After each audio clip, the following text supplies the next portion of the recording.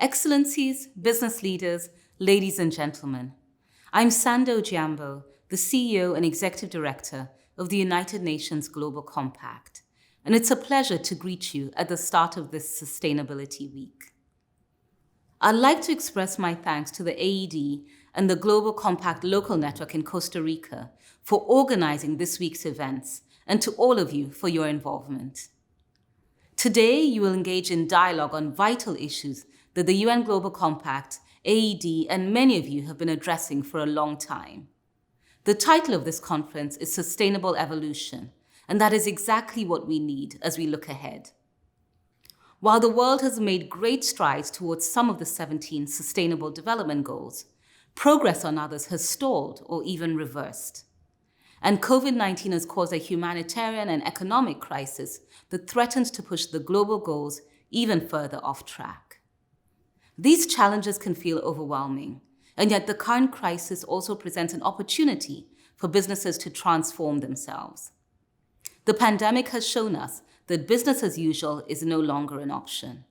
But if we operate sustainably and in line with the SDGs, we will recover better together, build resilience, and strengthen our ability to do business and to build markets. Business sustainability is also critical for economic growth, for job security for the working population, and increased capital flows and investments for development and social programs. For all these reasons, the objectives of the UN Global Compact strategy for the next 3 years are clear.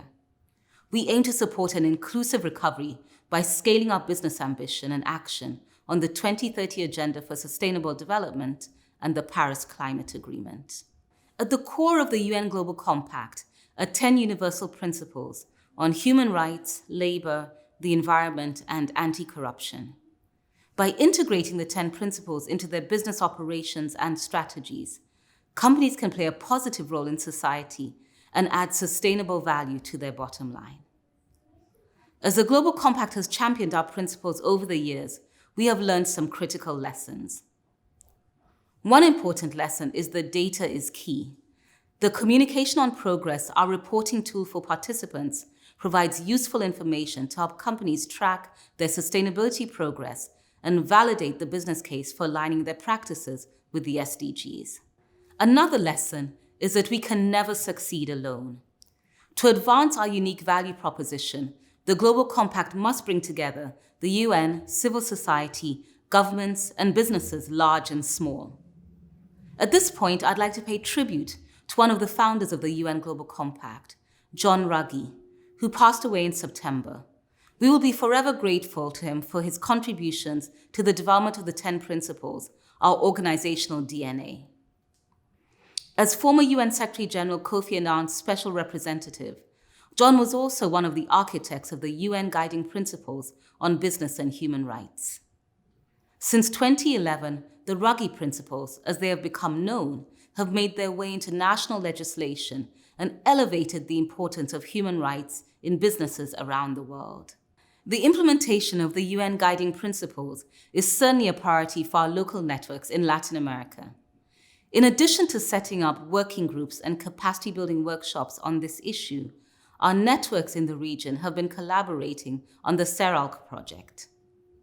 An initiative of the UN High Commissioner on Human Rights, the project focuses on responsible business conduct in 9 countries across Central and South America. I'm proud to note that the Global Compact Network in Costa Rica has taken part in this work with special attention to the financial sector. And make no mistake, working across sectors is essential. We can only move forward and build back better from the COVID crisis through partnerships. By working together intentionally and transparently, government and the private sector can reinforce each other's ambition and impact.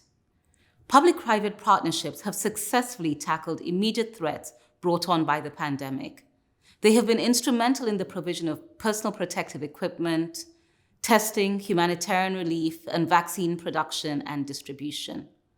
But obviously, vaccine equity is still a huge challenge, with rich countries now administering booster shots and facing accusations of stockpiling. The disparities in vaccine distribution between the global north and the global south are glaring and unconscionable. Indeed, beyond immediate threats, the pandemic has exacerbated existing vulnerabilities and inequalities in our societies. The people and communities most affected by this crisis are those who are already facing marginalization and discrimination. Among them are women and girls, the poor, and racial and ethnic minorities. UN Secretary General Antonio Guterres' vision for addressing these challenges and leaving no one behind highlights several important imperatives. First, follow through on commitments to gender equality. Second, build a more sustainable global economy, providing support for the poorest and a fairer international trading system. Third, commit to limiting global warming to 1.5 degrees Celsius above pre-industrial levels, to net zero carbon emissions by 2050, and to ending fossil fuel subsidies. And fourth, promote a new agenda for peace, which involves more investment for peace building, support for preventing regional conflicts, and the reduction of strategic risks such as nuclear and cyber warfare. To help realize this vision, the business community has to move past corporate social responsibility and towards long-term sustainability in this decade of action on the SDGs. We need nothing less than societal transformation. To that end, governments must enact policies to incentivize business resilience and sustainability, as well as responsible business governance.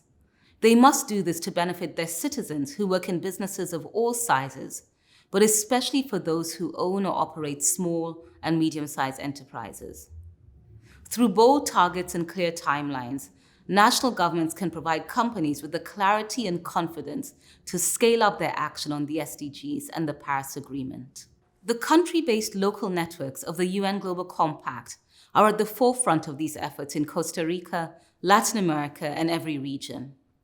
At this historic moment, I urge all our participants to not only continue, but to accelerate your work on the 2030 Agenda. Let us move forward together, supporting sustainable evolution and uniting business for a better world. Thank you and best wishes for an impactful discussion.